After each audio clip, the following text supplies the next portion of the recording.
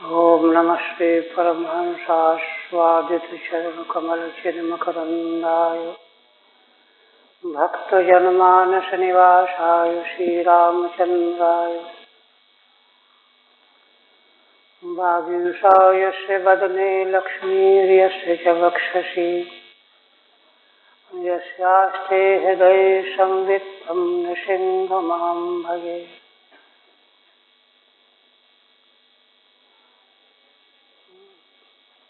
विश्वसर्ग विसर्गादि नवलक्षण लक्षितम् श्रीकृष्णाख्यं परं धाम जगद्धाम नमामि तत्।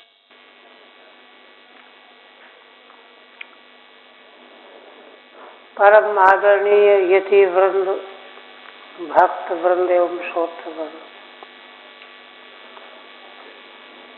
श्रीमद् भागवत के 10वें स्कंध उत्तरार्ध के अंतर्गत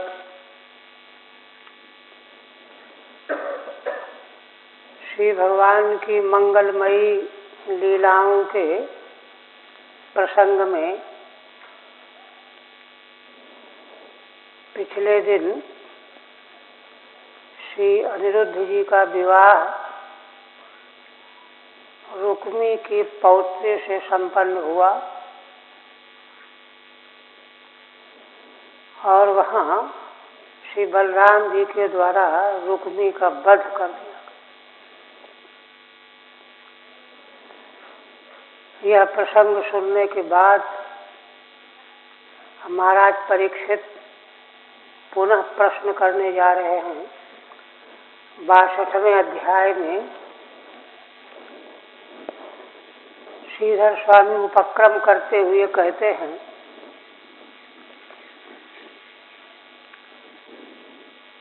द्वियुगषष्ठितमे प्रोक्तम अनिरुद्धस्य रोधनम कन्यया रम्माणस्य बाणेन बहुबाहुना। श्रीधर स्वामी कहते हैं कि इस 62वें अध्याय में 1000 भुजा वाले बाणासुर के द्वारा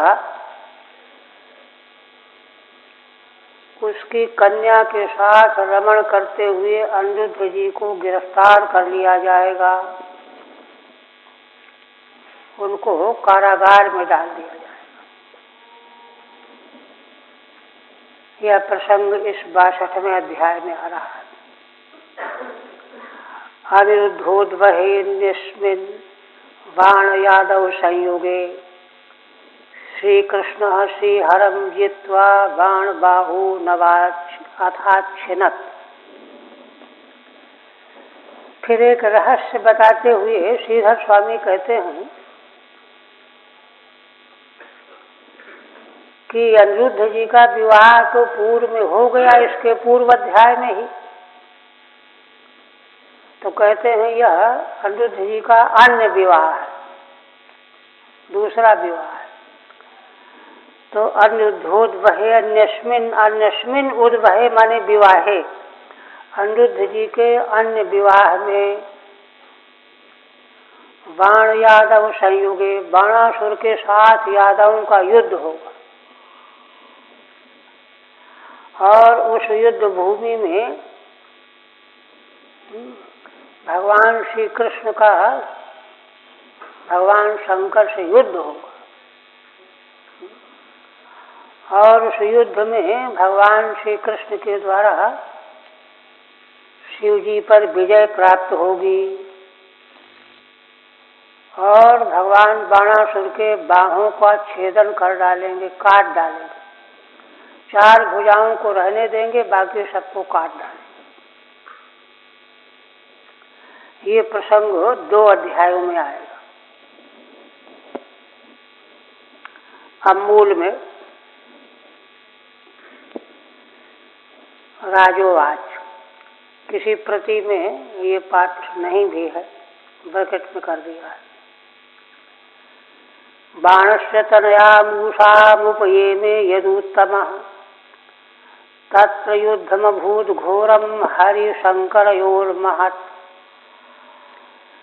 एतत् सर्वं महायोगिन समाख्यातुं त्वमर्हसि।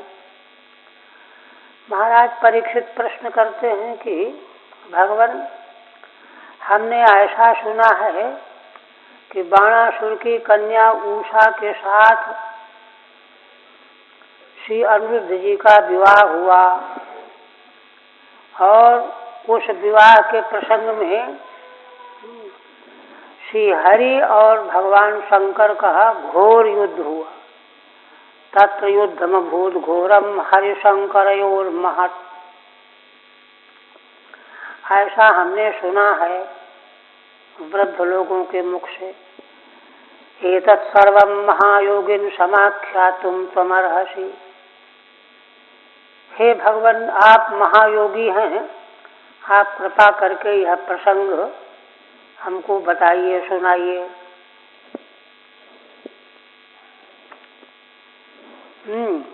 टीका नहीं है। श्री शुकवाच, यह प्रश्न सुन करके भगवान सुखदेव जी कहने लगे, बाण पुत्र शतज्येष्ठो बले राशीन महात्मनः येन वामन रूपायो हरे दाई मेदिनी। पहले बाणासुर कौन है इसका परिचय देना है। बलि के 100 पुत्रों में से बाणासुर ज्येष्ठ पुत्र थे, सबसे बड़े पुत्र थे। अब बलि के लिए एक विशेषण दिया है महात्मना। महात्मा बलि के 100 पुत्रों में से ज्येष्ठ पुत्र बाणासुर थे। ये बलि कौन है? तो ये न वामन रूपाय हरे अदाई मेदिनी, ये बलि वे हैं जिन्होंने वामन के स्वरूप में अवतार लेकर के भगवान श्री हरि को अपनी समूची पृथ्वी दान कर दी थी 3 पग में। वे बलि जो थे उन्हीं के 100 पुत्रों में ज्येष्ठ पुत्र बाणासुर है। तस्य उर्षा सुतो बाण शिव भक्त रतः सदा, उन महात्मा बलि के ये बाणासुर सबसे बड़े पुत्र थे और भगवान शिव के भक्ति में रत रहते थे। निरंतर भगवान शिव की आराधना में लगे रहते थे बाणासुर। मान्यो बदान्यो धीमांशो सत्य संधो दृढ़व्रतः, उनके गुणों का उल्लेख करते हुए कहते हैं कि बाणासुर जो हैं भूमंडल में बड़ी मान्यता प्राप्त कर रखे थे, मान्य थे।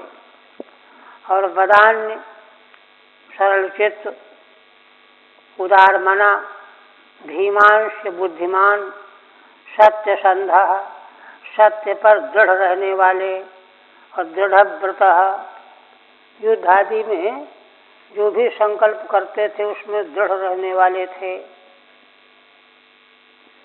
ऐसे थे बाण। शोणिताख्ये पुरे रम्ये स्वराज्यमकरोत्पुरा, तस्य शंभो प्रसादेन किंकरा इव ते मरा। वे ही बाणासुर शोणित नाम की पुरी में राज्य किया करते थे और भगवान शिव की प्रसन्नता से, आराधना से उनको है ना 1000 भुजाएं प्राप्त थीं और भगवान शिव की कृपा से देवता लोग उनके यहाँ सेवक की तरह से व्यवहार करते थे। तस्य शंभो प्रसादेन किंकरा इव ते मरा, किंकर के समान, सेवक के समान। सहस्रबाहुर्वाद्येनो तांडवे अतोषयन् मृदम, इन्होंने भगवान शिव के तांडव नृत्य के समय 1000 भुजाओं से जो है वाद्य बजाया था, तो उससे भगवान शिव बहुत प्रसन्न हो गए थे। प्रसन्न होकर के भगवान सर्वभूतेशः शरण्यो भक्तवत्सला वरेण छंदयामासो शतम बब्रे पुराधिपम। भगवान भूतेश्वर शरण्यो भक्तवत्सला है ना, सबको शरण देने वाले थे, भक्तों के प्रति वात्सल्य भाव रखने वाले थे। उन्होंने, भगवान शिव ने बाणासुर को वरदान मांगने के लिए कहा। वरेण छंदयामासो शतम बब्रे पुराधिपम, कि तुम चाहे कोई वरदान मांग लो। तो उसने, बाणासुर ने भगवान शिव से वरदान क्या मांगा? पुराधिपम। पुराधिपम माने पुरपालकम, आप हमारी राजधानी की रक्षा करने वाले हो जाइए। पुराधिपम, देखिए एक तरह की चौकीदारी हो गई। किंतु भगवान कितने भक्त वत्सल हैं, एवं वरदान दे दिया तो पुराधिप बन गए, पुरपालक बन गए। फिर कहते हैं, सएकदा गिरिशम पार्श्वस्थम वीर्य दुर्मदः किरीटे नारक वर्णेनो संस्प्रशंस्तत्पदाम्बुजम। एक समय की बात है कि बाणासुर भगवान शिव के पास जाकर के प्रार्थना करने लगा। उनके पास एकदम पहुंच गया, है ना। एक तो वह वीर्य माने अपने बल से दुर्मदांध हो रहा था, वीर्य दुर्मदा, उसको कोई पराजित करने वाला मिला नहीं। किरीटे नारक वर्णेनो संस्प्रशंस्तत्पदाम्बुजम, उसके सिर में जो मुकुट था सूर्य के समान, है ना, प्रकाशित हो रहा था। उस मुकुट को भगवान शिव के चरणों में रख दिया। संस्प्रशंस्तत्पदाम्बुजम, भगवान के चरणों में अपना किरीट से युक्त सिर रख दिया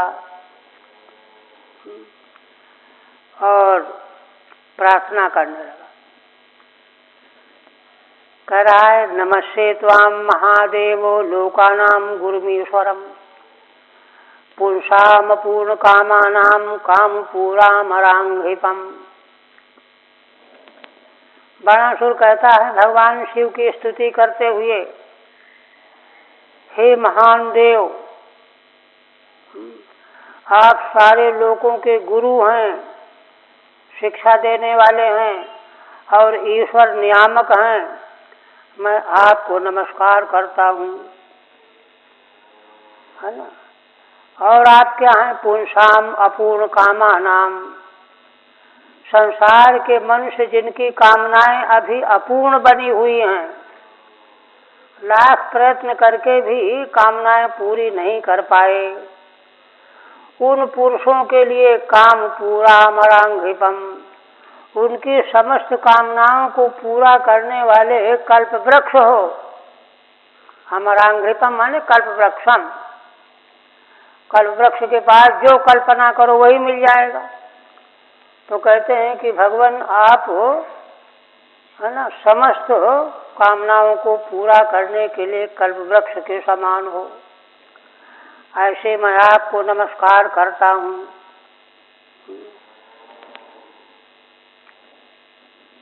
कामान पूरयति काम पूरा, जो कामनाओं को पूर्ण करने वाले हैं उसको काम पूरा कहते हैं।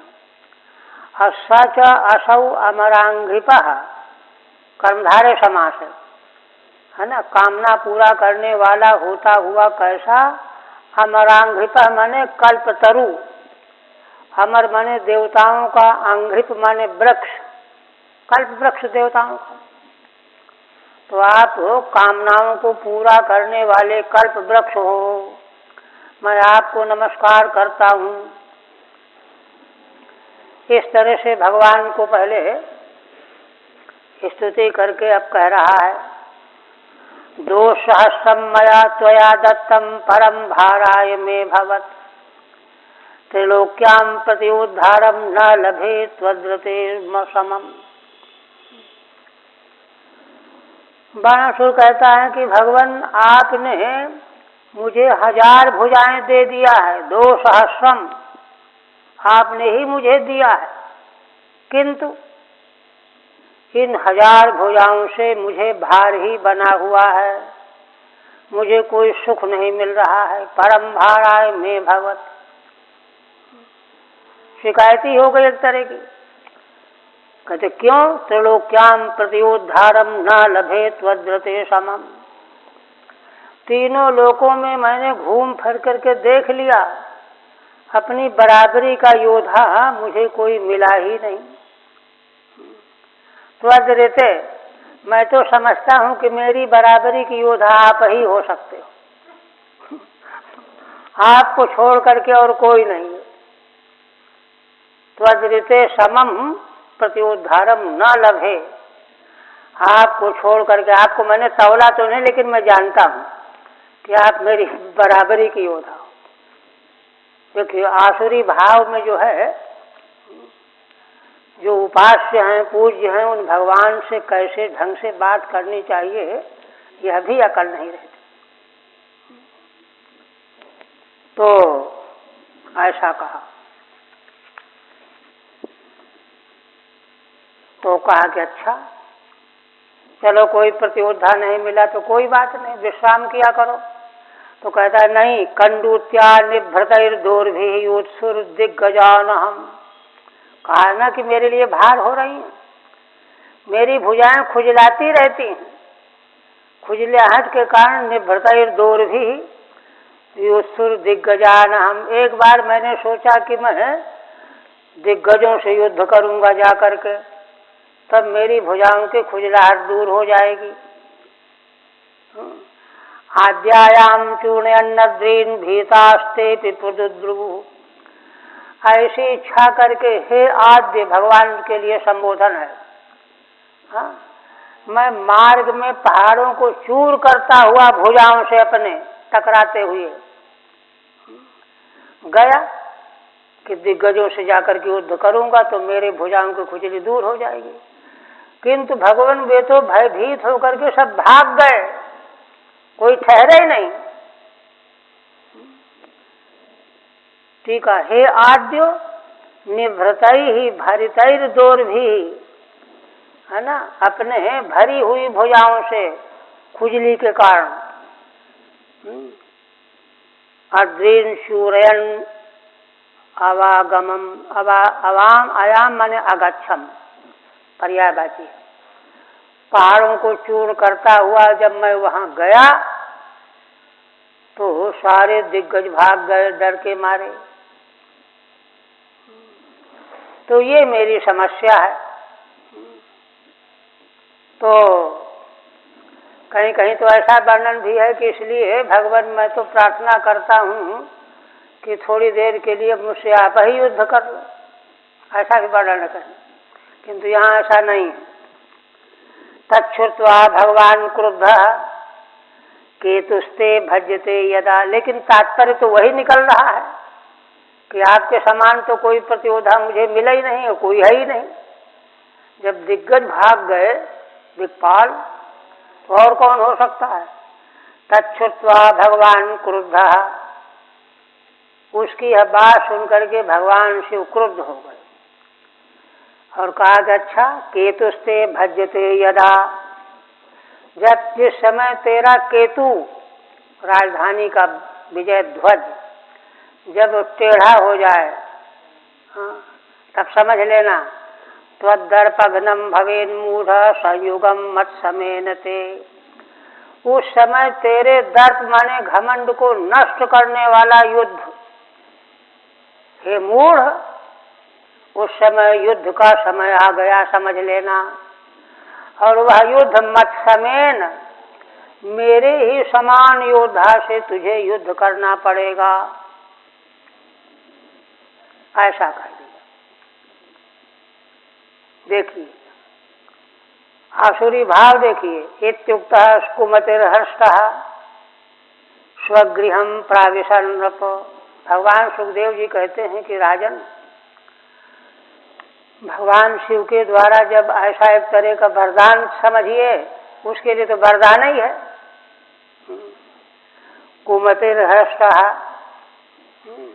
कुत्सित मूढ़मति वाला होने के कारण वह बड़ा प्रसन्न हो गया कि चलो कोई तो मौका आने वाला है युद्ध का। स्वगृहम प्राविशर नृपो, और जा करके प्रसन्न होकर के अपने घर चला गया।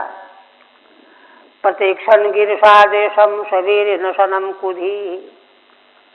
भगवान शिव जी के आदेश का कब समय आएगा जब मुझे ऐसा युद्ध मिलेगा, प्रतीक्षा करने लगा। यद्यपि उस युद्ध में उसी के वीर का नाश होना है, किंतु प्रसन्न हो रहा है। तो अपने बल के नाश से प्रसन्नता तो नहीं। उन्होंने कहा कि अरे कुत्सित बुद्धि वाला है, बेवकूफ है, मूढ़ है, कुधी। स्ववीर्य से नशनम केतु भंगम प्रतीक्षमाण, है ना। माने जिस युद्ध में उसके वीर का घमंड नष्ट होने वाला है, उसका लक्षण जो है भगवान शिव ने ध्वजा का टेढ़ा होना बताया है। तो रोज देखता कब टेढ़ी हो रही, कब टेढ़ी हो रही, अवसर कब आएगा। कुधी, यही तो कुधी बना है। अच्छा, अब आगे जो है वह प्रसंग कैसे आ रहा है, उसकी कन्या उषा का वृत्तांत प्रारंभ कर रहा है। देखिए, पुराण इतिहास के इन कथानकों के संबंध में एक दार्शनिक पृष्ठभूमि हमको ध्यान में रखनी चाहिए। दार्शनिक पृष्ठभूमि क्या है कि संसार के अनंत जीवों के द्वारा होने वाले जो धर्म, अधर्म और मिश्रित 3 प्रकार के कर्म, उनका परिणाम होता है यह जगत। धर्माधर्म परिणाम भूतम इदम जगत। इसलिए सारे संसार में उन जीवों के द्वारा किए गए जो 3 प्रकार के क्रियाकलाप हैं, कर्म हैं, उनके फलस्वरूप उनकी उत्पत्ति, आयु, शक्ति, सामर्थ्य और भोग ये प्राप्त हुआ करता है। और इसी रूप में, है ना, विशेष रहस्यों का ज्ञान प्राप्त करने के लिए इनको यहाँ प्रस्तुत किया गया है। आध्यात्मिक दृष्टि जहाँ तक है, आध्यात्मिक व्याख्या करना, आध्यात्मिक व्याख्या में देखिए एक बात है। अध्यात्म शब्द का अर्थ क्या है? आत्मन इति अध्यात्मम, आत्मा में। तो अध्यात्म का दृष्टिकोण क्या है कि समग्र विश्व ब्रह्मांड, तीनों काल और समग्र परिस्थितियां, विश्व के लीला चरित्र, उत्थान पतन, इन सबों का अधिष्ठान तो आत्मा ही है। सारा दृश्य प्रपंच आत्मा में ही है, आत्म प्रसूत है। इस दृष्टि से आत्मसात करने योग्य है। सब कुछ आत्मा में ही विलीन होने वाला है, समाप्त होने वाला है। जैसे स्वप्नावस्था में जो दृश्य दिखाई देता है वह कहाँ से दिखाई देता है? बाहर तो होता नहीं कुछ, मन के संकल्प ही वहाँ स्वप्न दृश्य के रूप में प्रकट होते हैं। इसी तरह से सर्वज्ञ सर्वशक्तिमान आत्मा में ही सारा दृश्य और सारा घटनाक्रम मौजूद रहता है। इसलिए बाहर जो प्रकाशित दिखाई दे रहा है वह अंततोगत्वा आत्मा के अंतर्गत ही होता है। यह दृष्टि प्राप्त करने के लिए है। और साधन के रूप में उन घटनाओं के द्वारा, साधन के रूप में, साधना के मार्ग में जीवन को उत्तरोत्तर विशुद्ध बनाया जाना चाहिए। घटनाक्रम में कहाँ कहाँ किस प्रकार की घटनाएं कैसे घटती हैं उनको लक्षित करके अपने जीवन को विशुद्ध बनाने में उनका विनियोग समझना चाहिए, तब जाकर के। तो यहाँ देखिए ये घटनाक्रम किस तरह से प्रकट होने वाला है। एक तो यहाँ बीज बन गया, भगवान शिव जी ने बाणासुर की कुबुद्धि से, नासमझी से, उसने जो भगवान शिव से प्रार्थना की, भगवान शिव जी ने उसको वरदान दे दिया, जो तू चाहता है तुझको हो जाएगा, संपन्न हो जाएगा। अब चूंकि उसकी यह प्रार्थना, उसका यह वर मांगना शास्त्रीय शिष्टाचार सदाचार का उल्लंघन करके हुआ, ये तो भगवान की अपनी महिमा है कि ऐसे स्वेच्छाचारी भक्त को भी भगवान उपेक्षा नहीं करते, उसकी रक्षा ही करते हैं, बल्कि उसकी ओर से तो स्वयं युद्ध भी करेंगे, ये सब भी करेंगे, और इस तरह से मिल करके लीला प्रकट करने वाले हैं। तो अब जो है आगे उसी प्रसंग को ला रहे हैं कि यह जो इसको वरदान मिला वह कैसे जो है साकार रूप धारण करेगा। और दूसरी बात यह है कि ऐसा युद्ध करने वाला चाहिए कि भगवान शिव तो उसके रक्षक बने हुए हैं, पुरपालक बने हुए हैं, तो ऐसा चाहिए कि ये पुरपालक होकर के ये भी जिसको पराजित न कर सकें, तब तो उसको जो है वरदान प्राप्त हुआ माना जाएगा। इसलिए उस प्रकार की योजना घटनाक्रम की बताने जा रहे हैं। एक तरह से इस घटनाक्रम का उपक्रम है, भूमिका। तस्य उषा नाम दुहिता स्वप्ने प्राद्युम्निना रतिम कन्या लभत कांतेन प्रागदश्रुतेन सा। श्री भगवान सुखदेव जी कहते हैं कि उसी बाणासुर की, तस्य सर्वनाम है ना, सर्वनाम पूर्व का परामर्श कराता है। जिस बाणासुर के संबंध में चर्चा हुई, उसी बाणासुर की एक उषा नाम की कन्या थी। एक दिन उसने स्वप्नावस्था में प्रद्युम्न के पुत्र अनिरुद्ध के साथ सहवास करते हुए रति का स्वप्न देखा। कन्या लभत कांतेन प्रागदश्रुतेन सा। अविवाहिता कन्या थी वह, उसको श्री अनिरुद्ध जी के रूप में, पति के रूप में, कांत के रूप में स्वप्न में प्राप्त हुए, जिनको उसने पहले न कभी सुना था न देखा था। अदृष्ट और अश्रुत, यही तो होता है। ऋषिणाम पुनराज्यानाम वाचमर्थोनुधावति। ऋषियों के, आदि ऋषियों के जो शब्द हैं, वे जो बोलते हैं भविष्य में वही सब होने लगता है। तो भगवान शिव ने जो वरदान दिया है वह फलित होने के लिए सब कुछ उसी प्रकार की योजना बन गई। अदृष्ट और अश्रुत स्वप्न में देखा। श्री महेशादिश संग्राम से प्रसंगमा। भगवान महेश के द्वारा जिस संग्राम का आदेश दिया गया है, माने जो होने वाला है उसको पहले से कह दिया, अथवा जो कह दिया वही होने वाला, वही होके रहेगा, दोनों तरह से।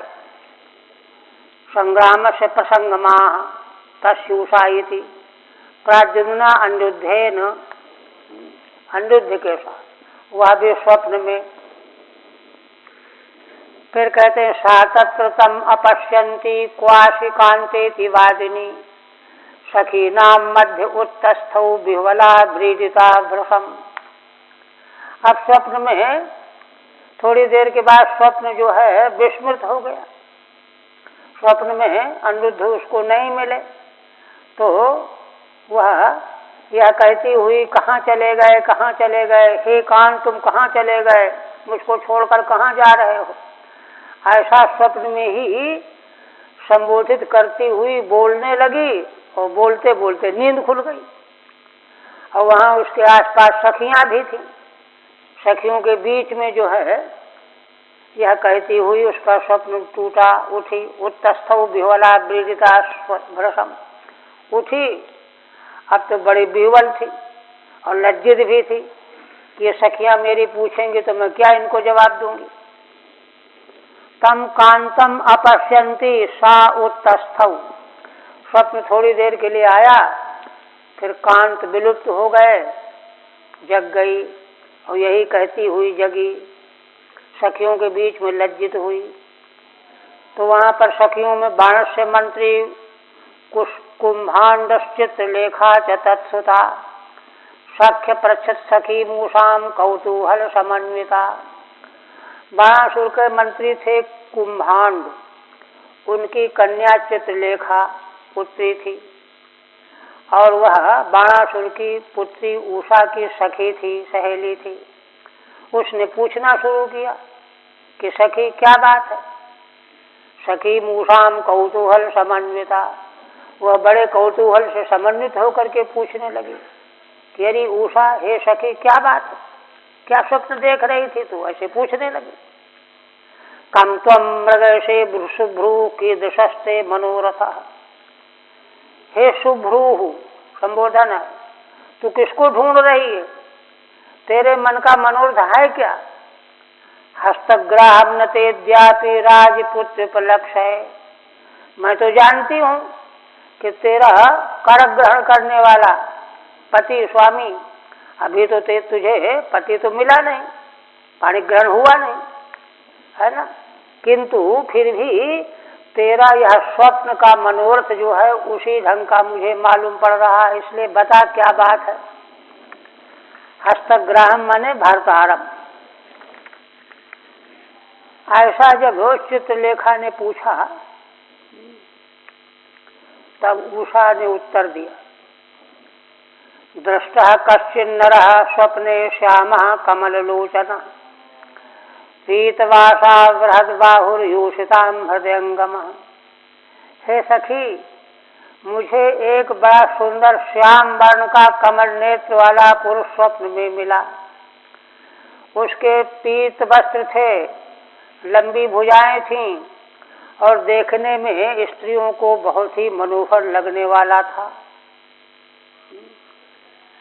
तमहम मृगैकांतम पायित्वा धरम मधु। हे सखी, मैं उसी को ढूंढ रही हूँ, अपने कांत को। उसने अपना अधरोष्ठ का मधु मुझे पिला करके क्वापियातः स्पृहयतीम, और कहीं चला गया और मैं स्प्रिया ही करती रह गई। क्षिप्त्वा माम ब्रजनार्णवे, अतृप्त मुझको अधरोष्ठ का पान करा करके बीच में छोड़ करके चला गया। मैं तृप्त नहीं हो पाई, मुझे दुख के समुद्र में छोड़ करके चला गया। ये जवाब दिया। तब चित्रलेखा ने कहा, चित्रलेखो आज, चित्रलेखा समझ गई। व्यसनम ते पकर्षामि त्रिलोक्याम यदि भाव्यते सामान्य से नरम यस्ते मनोहरता तमादिश। हे सखी, मैं तेरा यह दुख जो है नष्ट करूंगी। तीनों लोकों में तेरा कांत जहां भी कहीं होगा, ये तीनों लोकों के भीतर है, तो तमाने से नरम यस्ते, मैं उस पुरुष को तेरे पास ले आऊंगी। किसको? यस्ते मनोहरता तमादिश, जो तेरे मन को अपहरण करने वाला है, तू मुझे उसके बारे में बता। इत्युक्त्वा देव गंधर्व सिद्ध चारण पन्नगान दैत्य विद्याधरान यक्षान मनुजांश यथा लिखत। चित्रलेखा ने ऐसा कह करके देवताओं के, गंधर्वों के, सिद्धों के, चारणों के, पन्नगों के, दैत्यों के, विद्याधरों के, यक्षों के, मनुष्य योनि के प्राणियों के, है ना, चित्र बना दिए। हाँ, कैसे कैसे थे, ऐसी विद्या थी उसके पास। तीनों लोकों में, देवलोक आदिकों में कहाँ कौन कौन आकृति के पुरुष हैं, सबकी आकृति उसने तैयार कर दी। ठीक है। स्वप्ने त्वया दृष्टा येषां मध्ये को वा भवेदिति। तू बता, स्वप्न में जिसको तूने देखा है, ये मैं चित्र बना रही हूँ, इनमें से कौन है वह तेरा कांत? विद देवादीन यथावत पटे अलिखत, ऐसा कह करके देवादिकों का उसने चित्र बना दिया। कितनी बड़ी विद्या थी। मनुजेषु च सादृश्नीन सूर मानक दुंदिधिम व्यलिखत राम कृष्ण च प्रद्युम्नम वीक्ष लज्जिता। इसके बाद फिर मनुष्य लोक में सूर, वृष्णिवंशी, आनक दुंदुभि वसुदेव जी, इनका चित्र बनाया। श्री बलराम जी, भगवान श्री कृष्ण का चित्र बनाया। प्रद्युम्न जी का चित्र बनाया। प्रद्युम्न जी का चित्र अनुज जी से मिलता जुलता था, पिता है वो, तो उनको देख करके लज्जित हुई। कहते हैं प्रद्युम्नम लिखितम वीक्ष ससुरो अयमिति लज्जिता। अरे ये तो मेरे ससुर हैं, ऐसा मान करके लज्जित हुई। ससुर के सामने लज्जा होती है। अनिरुद्धम विलिखितम वीक्षोषावांग मुखी हरिया। इसके बाद चित्रलेखा ने अनिरुद्ध का चित्र बना दिया। उसको देख करके वह नीचे को मुख करके लज्जित हो गई। सो असावसावित प्रास्मय माना महीपते। मुस्कुराती हुई कहने लगी कि सखी यही वह मेरा कांत है, नीचे को मुँह किए हुई, ऐसा कहा। चित्रलेखा तमाज्ञायो पौत्रम कृष्ण से योगिनी ययौ विहाय सा राजन द्वारकाम कृष्ण पालिताम। चित्रलेखा उसकी सखी ने जान लिया कि अरे ये तो भगवान श्री कृष्ण के पौत्र हैं, प्रद्युम्न के पुत्र हैं। वह योगिनी थी। योग विद्या के प्रभाव से आकाश मार्ग से द्वारिका पहुंच गई।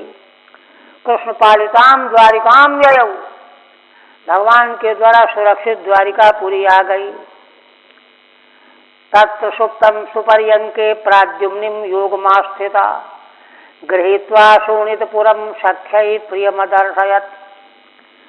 वहाँ आकर के उसने देखा कि अनिरुद्ध जी सुंदर पलंग पर सोए हुए हैं, है ना। योग का आश्रय लेकर के उनको उठा लिया उसने। गृहीत्वा शोणितपुरम सख्यै प्रियमदर्शयत्। शोणितपुर ले आई और अपने सखी को, उनके प्रियतम अनिरुद्ध को दे दिया। शोणितपुरम नीत्वा साचतम सुंदर वरम विलोक्य मुदिता नना दुष्प्रेक्षे स्वगृहे पुंभी में प्राद्युम्निना समम। उषा ने उस सुंदर वर को प्राप्त करके बहुत प्रसन्न होकर के उसका मुख खिल गया और अपने उस महल में, राजघर महल में, दुष्प्रेक्ष जिसकी ओर कोई पुरुष देख भी नहीं सकता था, उसी भवन में वह अनिरुद्ध जी के साथ विहार करने लगी। पुंभुर दुष्प्रेक्षे प्रेक्षितुम अशक्य, कोई पुरुष जहाँ जा नहीं सकता था, देख नहीं सकता था, उस राजमहल में वह विहार करने लगी। परार्धवासा सगंध धूप दीपासनादि पान भोजन भक्ष्यश्चो वाक्य शुश्रूषयार्चितः। श्री भगवान सुखदेव जी कहते हैं, राजन, उषा ने वेश, कीमती वस्त्र, मालाएं, गंध, धूप, दीप, आसन, सुंदर पान, भोजन, भक्ष्य, लेह, चोष्य, है ना, और मीठी मीठी बातों के द्वारा उनको प्रसन्न करना, सेवा शुश्रूषा करना, पांव दबाना आदि, इन सब क्रियाकलापों के द्वारा उनकी पूजा किया करती थी।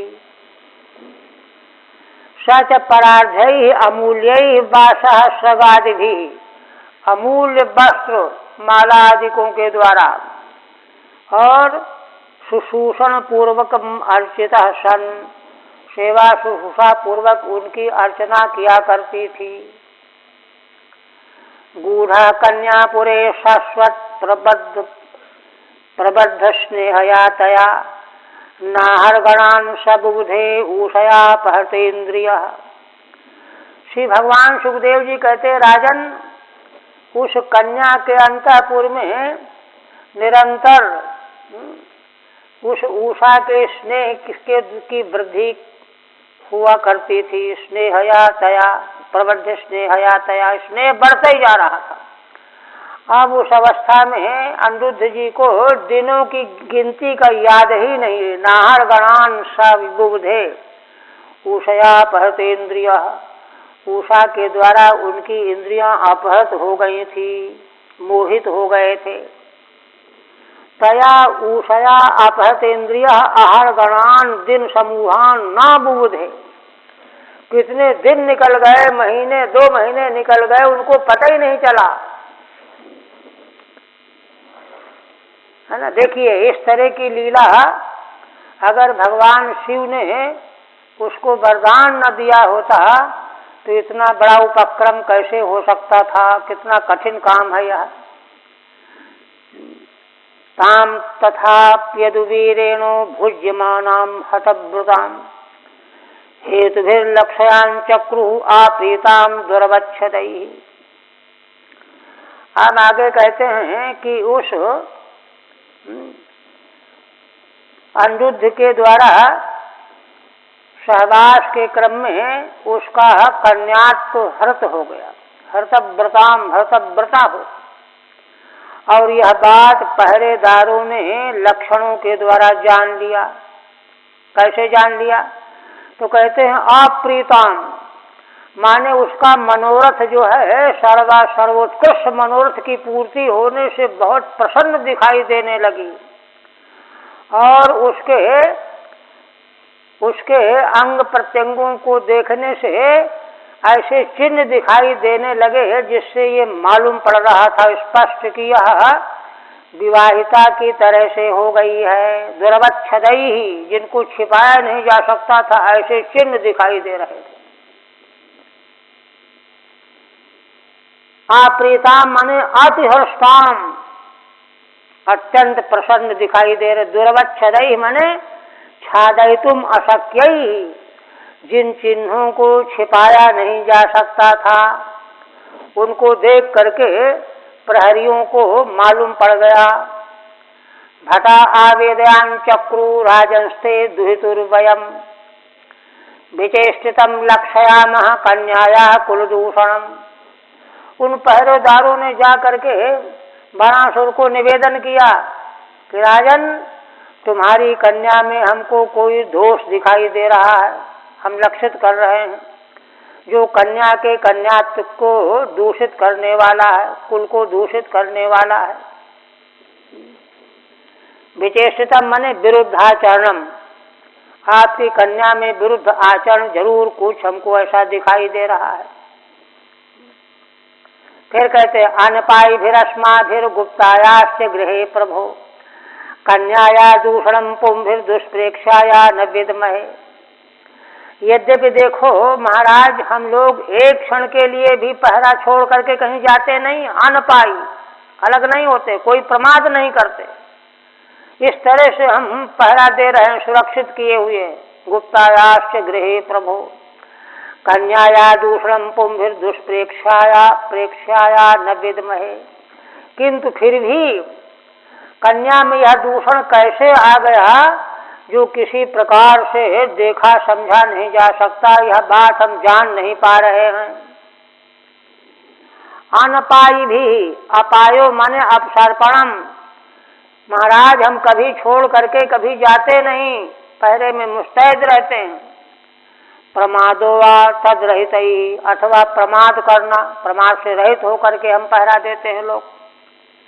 पाठांतरे दुष्टा प्रेष्या सखी यस्याः तस्याः पुंभिर्दूषणम कुतो वेति न जानीमः। अथवा कोई उसकी सखी ही ऐसी दुष्ट हो जिसके द्वारा इस प्रकार का उसमें दूषण आया हो। पाठांतर में ऐसा भी है, किंतु हम कुछ कह नहीं सकते हैं। फिर कहते हैं तदप्रव्यथितो बाणो दुहितु श्रुतदूषण त्वरितः कन्यकागारम प्राप्तोद्राक्षेद यदूद्वहम्। अब तो पहरेदारों के बात सुन करके बाणासुर जो है बड़ा व्यथित हो गया। अपनी कन्या का दोष उसको सुनाई पड़ा। त्वरितः कन्यकागारम प्राप्तोद्राक्षित यदूद्वहम। उसी समय वह दौड़ करके कन्या के महल में गया और वहाँ जब गया तो वहाँ यदूद्वहम अनिरुद्ध जी को बैठे पाया, देख लिया।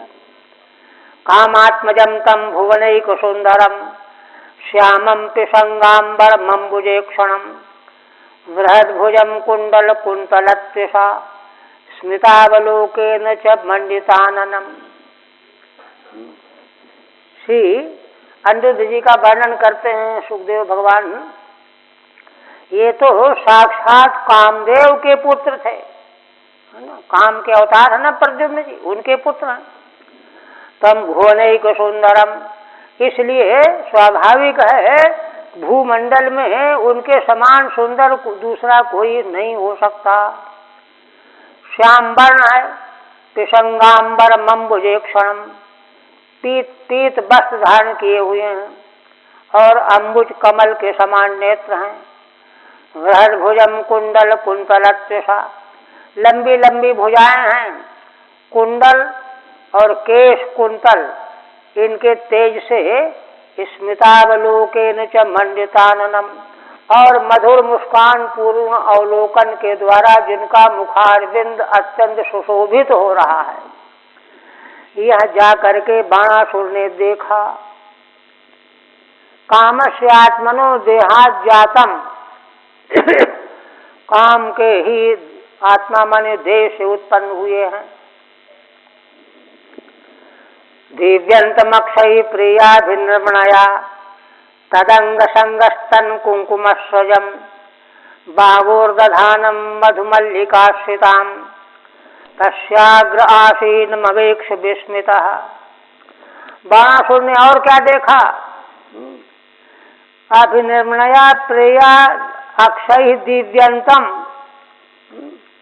मनोरमा प्रियतमा के साथ अनिरुद्ध जी पासा खेल रहे हैं।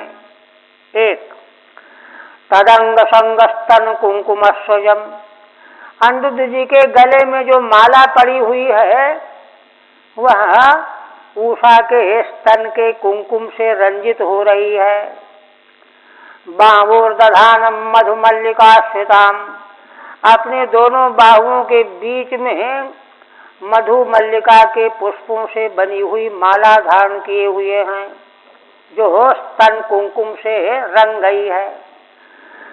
तस्याग्र आसीनमवेक्ष विस्मितः, और उषा के आगे ही बैठे हुए हैं। ऐसा देख करके बाणासुर बड़ा विस्मित हो। अभिनिर्मणया माने सर्वमंगलया, सर्वमंगलया कन्या,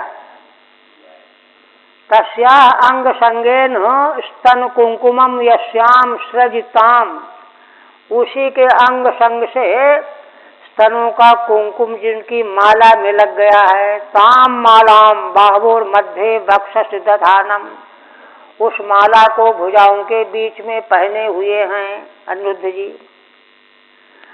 मधुमल्लिका बसंत भवा मल्लिका तदाश्रिताम, जो मधुमल्लिका के बसंत में खिलने वाले फूलों की बनी हुई माला है। तस्याग्र इत्यार्थः संधि, है ना, उसके आगे, है ना, तस्याग्र में संधि होने जो आर संधि। तस्या अग्र इत्यर्थः, उसके आगे उषा के आगे विराजमान देखा। शतम प्रविष्टम व्रतमातताइभिर भटैरनीकैः अवलोक्य माधवः उद्यम्य मौर्वम परिघम व्यवस्थितो यथांतको दंडधरो जिघांसया। भगवान सुखदेव जी कहते हैं, राजन, श्री अनिरुद्ध जी ने उस बाणासुर को बड़े आतताई योद्धाओं के साथ घिरा हुआ आया हुआ देख लिया, है ना। आतताई भी भटई अनीकई व्रतम तम प्रविष्टम अवलोक्य, बड़े बड़े दुष्ट सैनिकों के द्वारा घिर करके बाणासुर आया हुआ है। यह माधव है ना, मधुवंशीय अनिरुद्ध, यह देखा। उद्यम्य मौर्वम परिघम व्यवस्थित हो, तो उन्होंने क्या किया, उठ खड़े हुए और विशेष लोह का बना हुआ परिघ उठा लिया हाथ में, है ना, और व्यवस्थित होकर के डट गए, खड़े हो गए। यथांत को दंड धरो जिघांसया, जैसे दंड धारण किए हुए काल दंड को लेकर के अंतक माने यमराज सारे ही प्राणियों का नाश करने के लिए जैसे खड़े हो गए हों, इस तरह से अनिरुद्ध जी खड़े हो गए, डट गए। ठीक है। आतताई भी उद्यत शस्त्रई ही माधव अनिरुद्ध। आतताई क्यों कहा जा रहा है, जो शस्त्र लेकर के खड़ा हो मारने के लिए, वही आतताई है। आतताई 6 होते हैं, अग्निदो गर्दश्चैवो शस्त्र पाणिर्धनापः क्षेत्रदारापहर्ता चो सदेते ह्यातताई नः।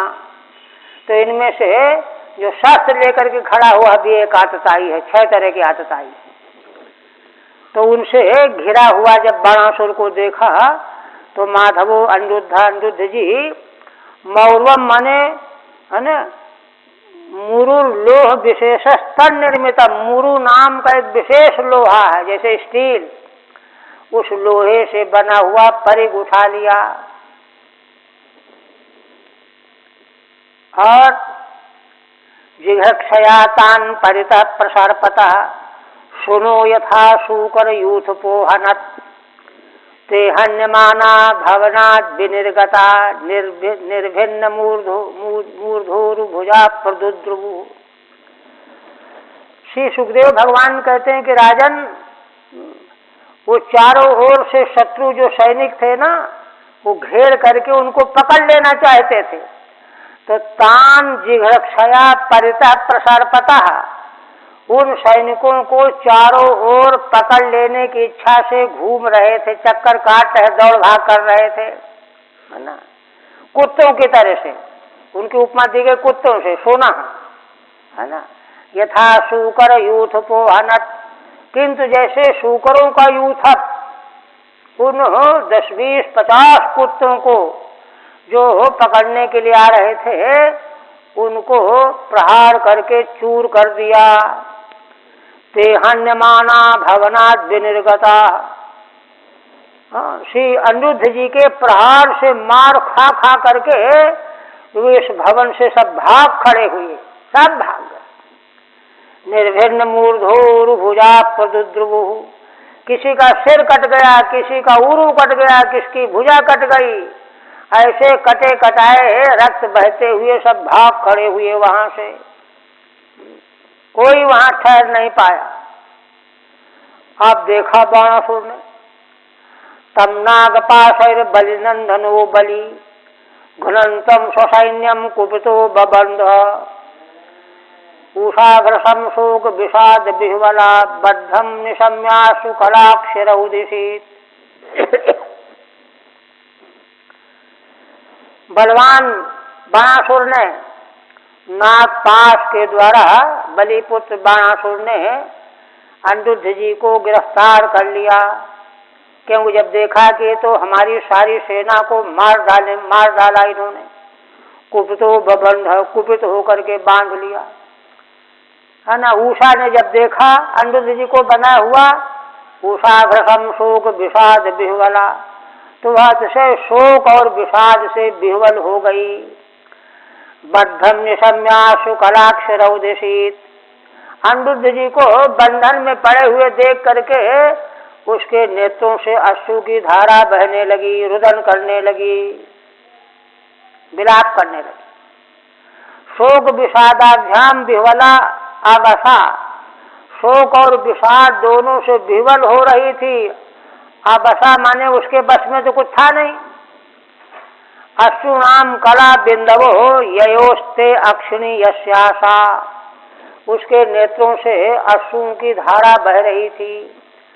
ऐसी उषा की हालत हो गई। हरि ओम तत्सत् श्रीमद्भागवते महापुराणे दशमस्कन्धे अनिरुद्ध बंधो नाम द्विषष्टमोऽध्याय। ओम भगवदर्शनमस्तु। अब आगे त्रयोषष्टितमे चाथो बाण यादव संगरे स्तुतिर्ज्वरेण रुद्रेण बाण बाहुभिदो हरे। श्रीधर स्वामी कहते हैं कि अग्रिम 63वें अध्याय में बाणासुर का यादवों के साथ युद्ध होगा और भगवान शिव के द्वारा छोड़ा गया ज्वर है ना, 22 ज्वर से पीड़ित होकर के भगवान की स्तुति करेगा। स्तुति ज्वरेण रुद्रेण बाण बाहुभिदो हरे, और श्री भगवान के द्वारा बाणासुर की भुजाओं को छेदन कर दिया जाएगा, काट दिया जाएगा। ये प्रसंग आ रहा।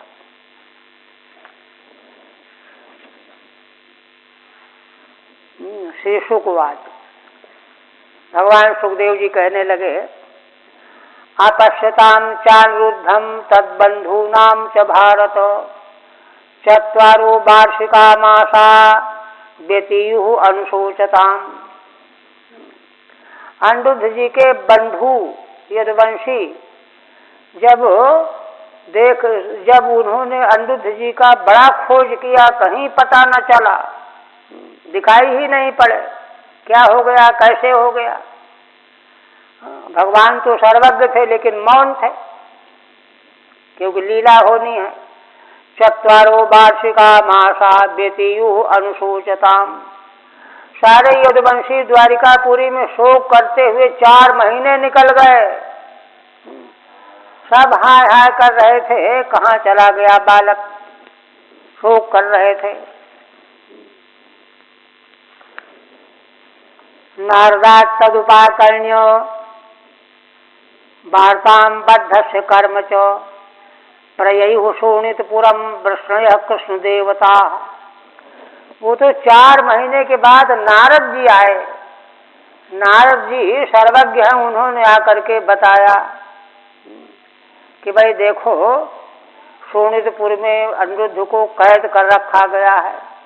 सारी बात बताई है ना। वार्ताम बद्धस्य कर्म चो, है ना, अनिरुद्ध जी बंधे हुए हैं, उन्होंने क्या क्या युद्ध में कर्म किया सब वर्णन किया। अब तो यह समाचार सुन करके सारे वृष्णिवंशी यदुवंशी शोणितपुर को चढ़ाई करने के लिए चल पड़े। प्रयो शोणितपुरम वृष्णय कृष्ण देवता, है ना। वृष्णियों के लिए भगवान श्री कृष्ण ही उनके परम देवता हैं। भगवान को देवता मानने वाले यदुवंशी सब बाणासुर की राजधानी शोणितपुर को चल पड़े युद्ध करने के लिए। कर्म च युद्धादिकम, युद्धादि कर्म का सारा वर्णन कर दिया नारद जी ने। अब चल पड़ी सेना। प्रद्युम्नो युधानश्च गदः शाम्बोथ सारण नंदोपनंद भद्राद्या राम कृष्णानुवर्तिना। प्रद्युम्न जी युधान सात्यकी, गद शाम्ब सारण नंद उपनंद भद्र, हाँ, भगवान श्री कृष्ण और बलराम और उनके अनुयायी जितने भी वीर सैनिक थे वे सब चल पड़े। अक्षौणी फिर 12 भी समेता सर्वतो दिशम। 12 अक्षौणी सेना लेकर के सभी दिशाओं से जा करके बाणासुर के नगर को घेर लिया। ऊर्ध्वबाण नगरम समन्तात सात्वतर सभा। यदुवंशी श्रेष्ठ ने जाकर के चारों ओर से उसकी राजधानी को घेर लिया। राम कृष्णानुवर्तिना ही थी, भगवान श्री कृष्ण बलराम के अनुयायी थे सब वीर। तव पुरतो निर्गता वित्यर्थ, वे उन दोनों को आगे करके निकल पड़े सैनिक। सर्वतो दिशम इत्यस्य उत्तरेणान्वय, सभी दिशाओं से बाणासुर की नगरी को घेर लिया। इसका आगे के श्लोक में अन्वय होगा। क्या कहते हैं, भज्यमान पुरोद्यानो प्राकारात् ताल गोपुरम प्रेक्षमाणो रुषाविष्ट अतुल तुल्य सैन्योभिनिर्ययौ। कहते हैं भगवान सुखदेव जी कि बाणासुर ने जब आकर के देखा कि अरे भज्यमान पुरोद्यान प्राकारात् ताल गोपुरम, हमारे नगर के आसपास के उद्यान, पुर के उद्यान, राजधानीपुर के उद्यान, प्राकार माने चार दीवारी खाई, अट्टालिकाएं ऊपर की छतें, गोपुर माने मुख्य द्वार, है ना, प्रेक्षमाण उषाभिष्ट, है ना, इनको चारों ओर से तोड़ रहे हैं ये सैनिक, भज्यमान, नष्ट कर रहे हैं। उषाभिष्ट, यह देख करके वह क्रोध से भर गया बाणासुर, और तुल्य सैन्योभिनिर्ययौ, और जितनी सेना यदुवंशियों की थी उतनी 12 क्षौणी सेना लेकर के वह निकल पड़ा राजधानी से। टीका, भज्यमानानि पुरोद्यानादीनि, पुर के उद्यान आदि नष्ट किए जा रहे हैं सैनिकों के द्वारा, शत्रुओं के द्वारा। यह देखा द्वंद्वैक वद्भाव, सबका द्वंद्व हो गया है। उद्यान, प्राकार, अट्टाल, गोपुर, ये सबका द्वंद्व, सबको नष्ट कर रहे हैं सैनिक। अट्टाला प्राकारा दुपरितनानि उन्नत स्थानानि, अट्टाल क्या है ना, भवनों के ऊपर के जो छतें हैं, ऊपर के स्थान, उनको अट्टालिका कहते हैं, है ना। यह सब नष्ट कर होते हुए जब देखा बाणासुर ने, तो उतनी ही 12 क्षौणी सेना लेकर के निकल पड़ा। अभिनिर्ययौ बाण,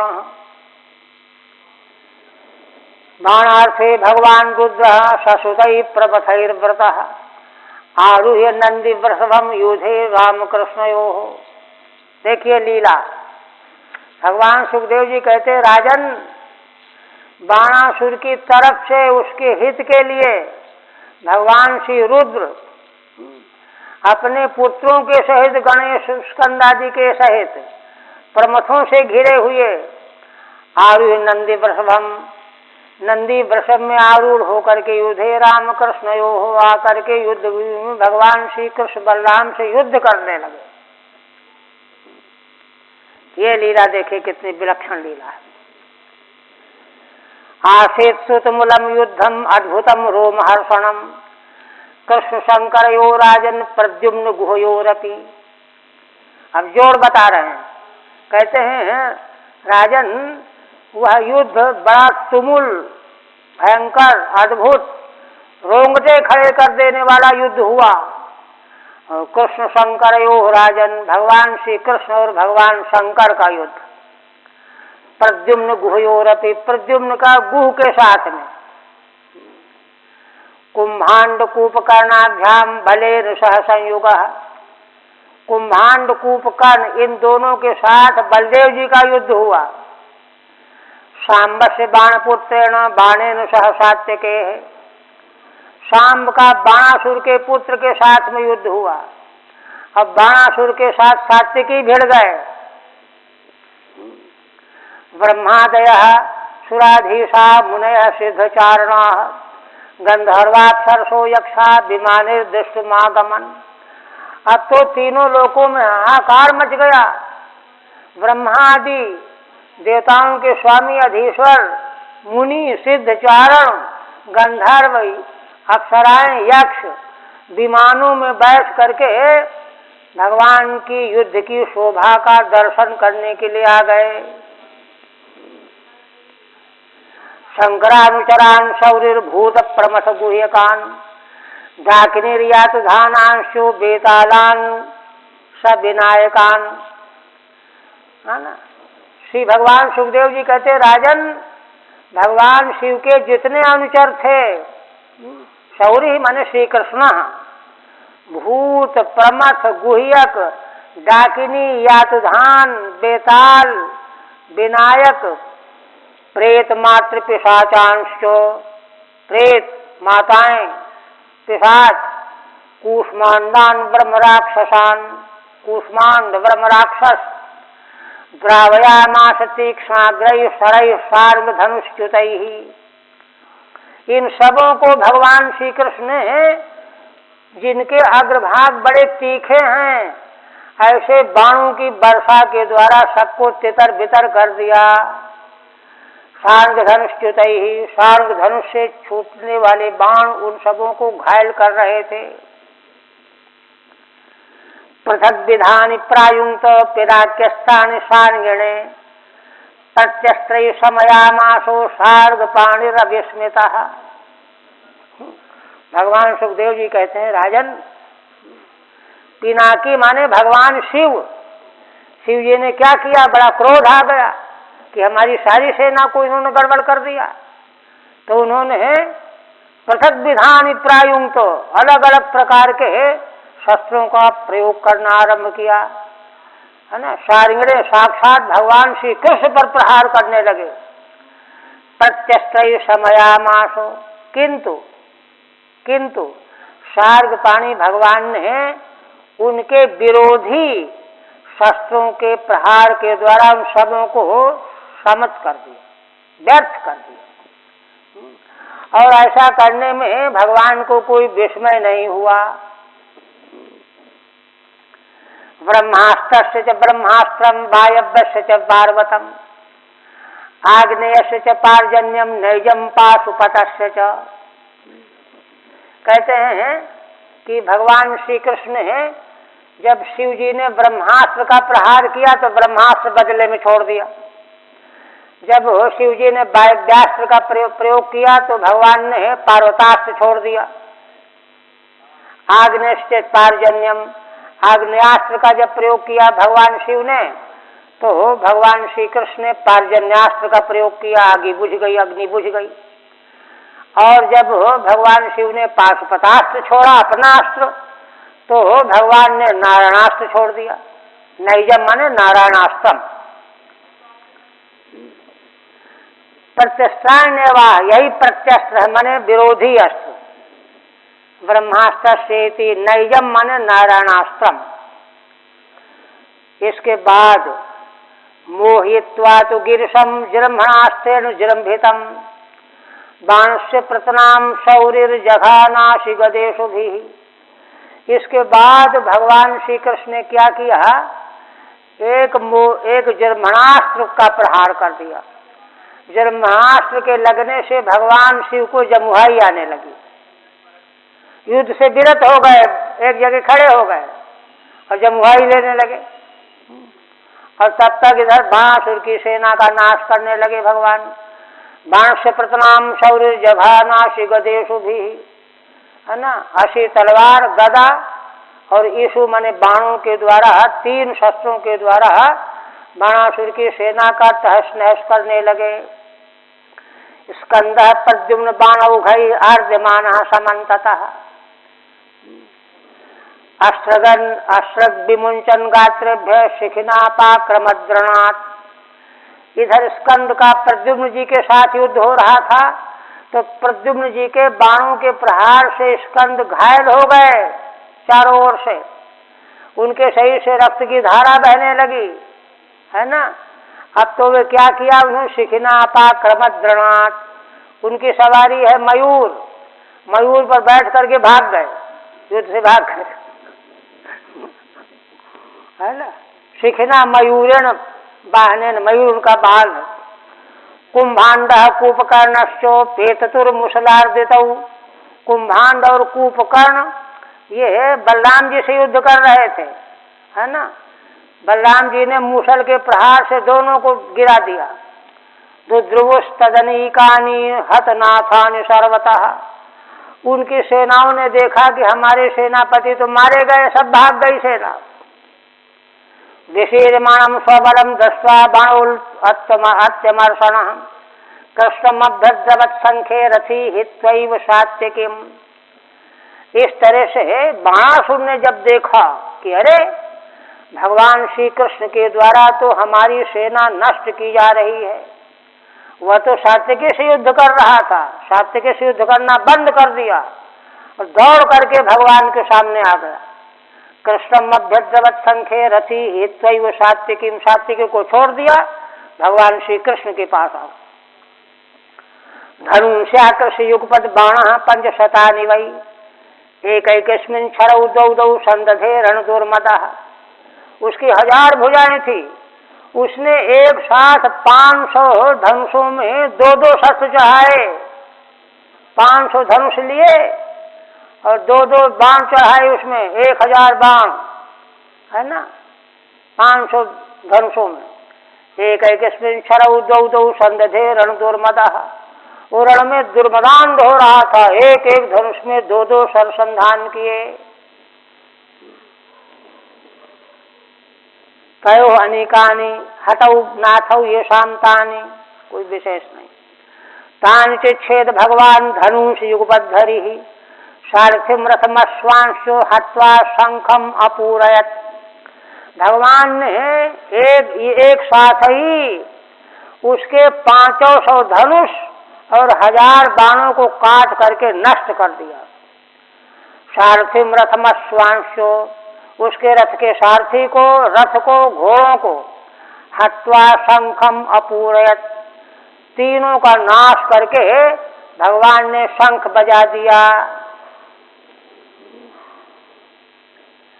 तन्माता कोटरा नामो नग्ना मुक्त शिरोरुहा पुरोवतस्थेन्द्र कृष्णस्यो पुत्र प्राणवरिरक्षया। उसकी बाणासुर की एक माता, धर्म की माता थी, कोटरा नाम था, देवी।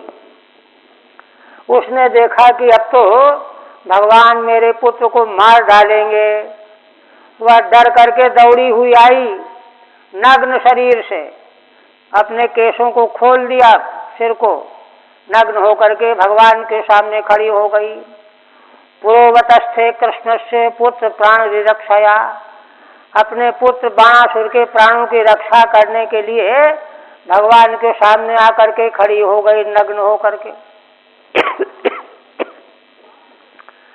तब भगवान ने क्या किया? ततस्तिर्यं मुखो नग्नाम अनिरीक्षण गदाग्रजः बाणश्च तावद्विरथश्छिन्न धन्वा विशत्पुरम। अब भगवान ने उसकी ओर देखना बंद कर दिया, दूसरी ओर देखने लगे, इसीलिए उसने किया था। और जब भगवान दूसरी ओर देखने लगे, उसको नहीं देख रहे थे, तब बाणासुर को मौका मिल गया। तुरंत जो है रथ तो उसका नष्ट हो ही चुका था। तावद विरथश्छिन्न धन्वा विशत्पुरम, और उसके शस्त्र अस्त्र भी सब नष्ट हो गए थे। वह चुपचाप अपनी नगरी में, राजधानी में प्रवेश कर गया। यही रहने दीजिए, पूरा तो होगा नहीं, फिर वो कल होगा पूरा।